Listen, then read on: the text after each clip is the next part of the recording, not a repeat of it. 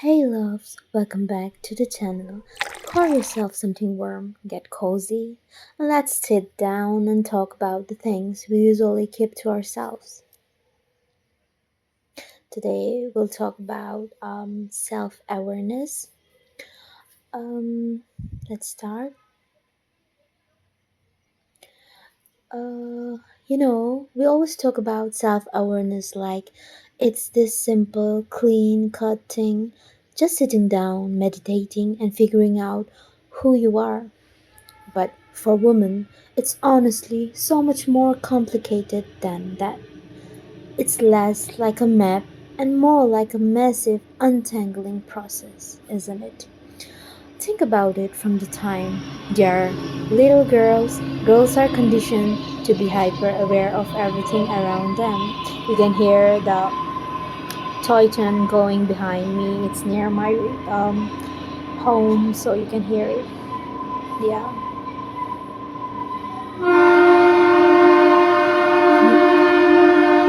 Yes. Okay, yeah, where was I? Think about it from the time they are little girls. Girls, we girls are conditioned to be hyper aware of everything around us, isn't it? But through an external lens, they learn to read the room, manage everyone else's emotional temperature, and figure out their worth based on how others see them. People call that emotional intelligence. And we also say that girls mature earlier than boys because we are conditioned in such environment that we have to be mature before our age. And for boys it's different. It's different because for boys they are not conditioned in such type of environment that they have to become matured before their age. Even for boys, I'm not an anti man, but for boys it's like they were never taught about emotional intelligence. They were never taught about such things that are taught to girls, and they are conditioned and in such environment.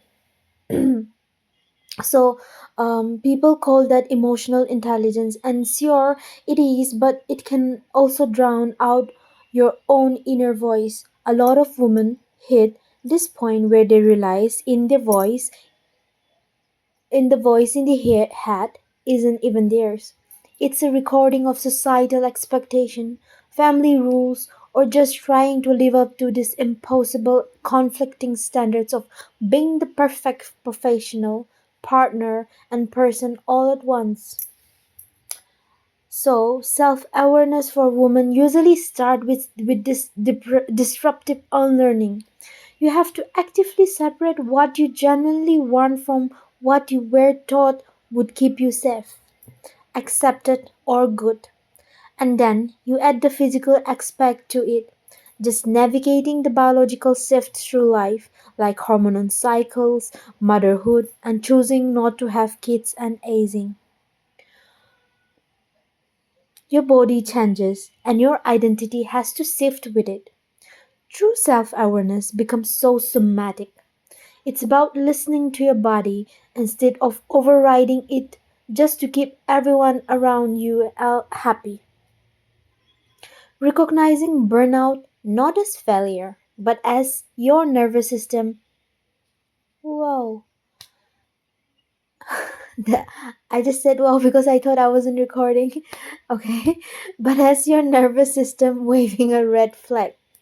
Learning to say no without writing a whole apology essay, that's a huge power shift. Honestly, the hardest part of the whole journey is just accepting that you are going to disappoint people.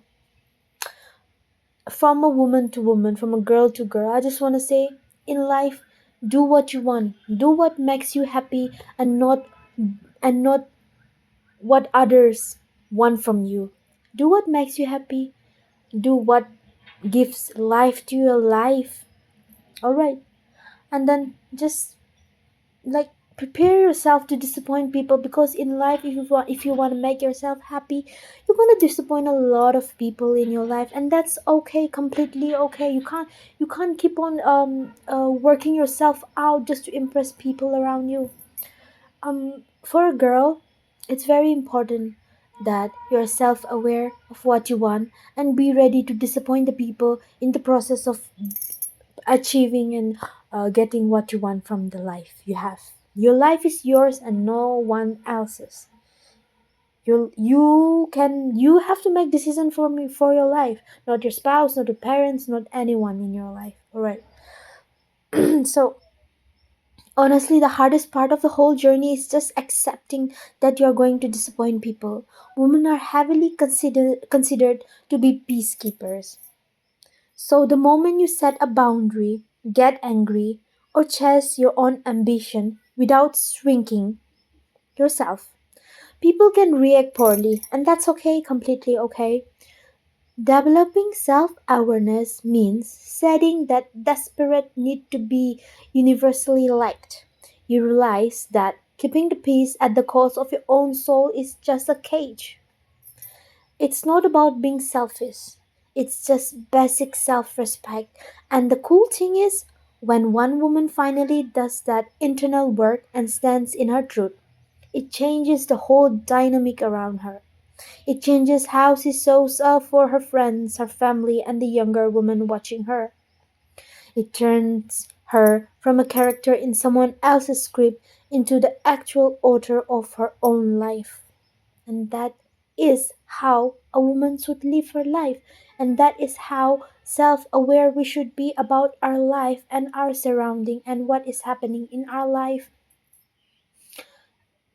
What I want to say is like, make boundaries for yourself. Don't let anyone cross the boundary, because your mental peace is important. Our life is our life. We have to live our life according to in our way. It doesn't matter how many people are being disappointed around us, unless you are hurting someone. But that also, it's okay in my point, because if you're getting what you want, if you're living your life, if you're happy in your life, it's okay to disappoint people.